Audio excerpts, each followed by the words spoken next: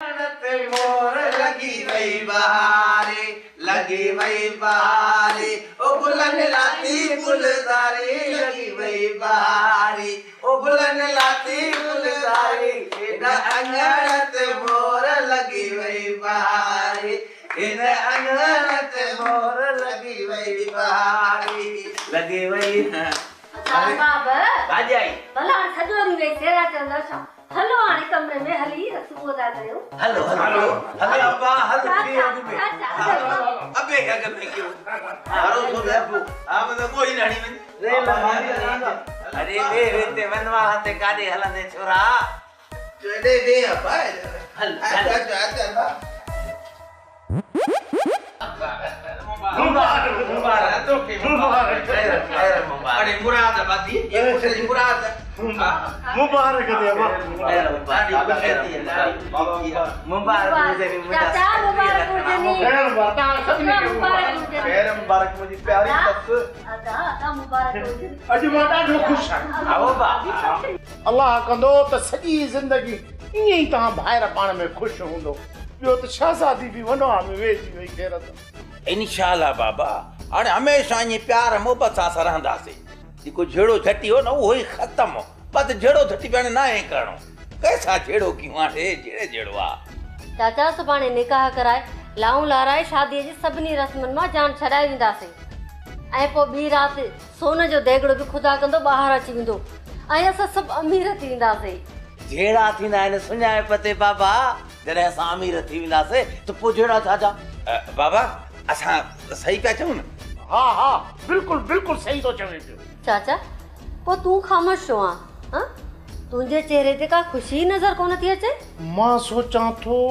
त देगड़ो किते पूरेल बादा मुंहिंजे खोराक जा मण खाई वियो आहे अञा तुंहिंजो दिमाग़ कम न कंदो छा अम्मा ॾाॾा जो दिमाग़ कम करे तो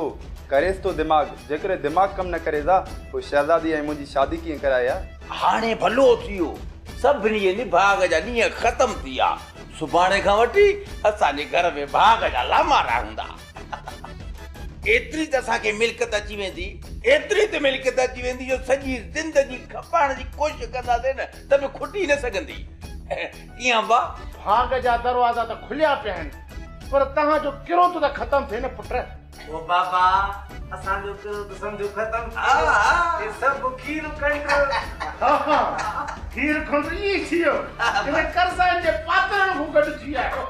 ना ना तुंहिंजी इज्जत है अबो आखिर एतिरो सुठी लॻी ॾाढा पंहिंजो कमाल करे ॾेखारियो असांजी शादी खां पोइ जेका हालत अम्मा बाबा चाचा चाची ॾाॾा सां कंदा न उहो बि राज ॾिसंदो पर रहीम ईअं बि त थी सघे थो न त ॾाॾा वटि सच्चीअ में सोन जो देगड़ो लिकियल हुजे जेकॾहिं हुजे हा न त लिकाए कोन रखिया बाबा ऐं चाचा जे हवाले करे छॾिया इन जो इहो मक़सद थियो त ॾाॾा चाचा चाची बाबा अम्मा खे बेवकूफ़ पियो बणाईंदो अचे यको न शहजादी ॾाॾा कंहिंखे बि बेवकूफ़ कोन थो बणाए पर कोशिशि थो करे त असांजो ख़ानदान हिकु थी वञे इन कोशिशि में ॾाॾा ज़रूर कामयाब थींदो रहीम थोरो सोच जेकॾहिं असांजी शादी खां पोइ चाची ऐं अम्मा खे इहा मिल्कियत न मिली त इहो जेको थोरो रहियो कयो कुर्बो आहे इहो बि ख़त्म थी वेंदो न शहजादी तुंहिंजी ऐं मुंहिंजी शादी खां पोइ अम्मा बि मजबूर थी पवंदी ऐं चाची बि इन करे जिथां ॾाॾा कमु छॾींदो उतां असांखे कोशिशि करणी पवंदी जीअं असांजो ख़ानदान वरी अलॻि न थिए ठीकु आहे रहीम जीअं तूं चाहींदे न उहे ई थींदो ऐं मां तुंहिंजो पूरो पूरो साथ ॾींदसि शहजादी दुआ कर त पंहिंजी बि शादी थिए ऐं रुखनो पैदा न थिए पोइ पाण गॾिजी ॾाॾा जो साथ ॾींदासीं हा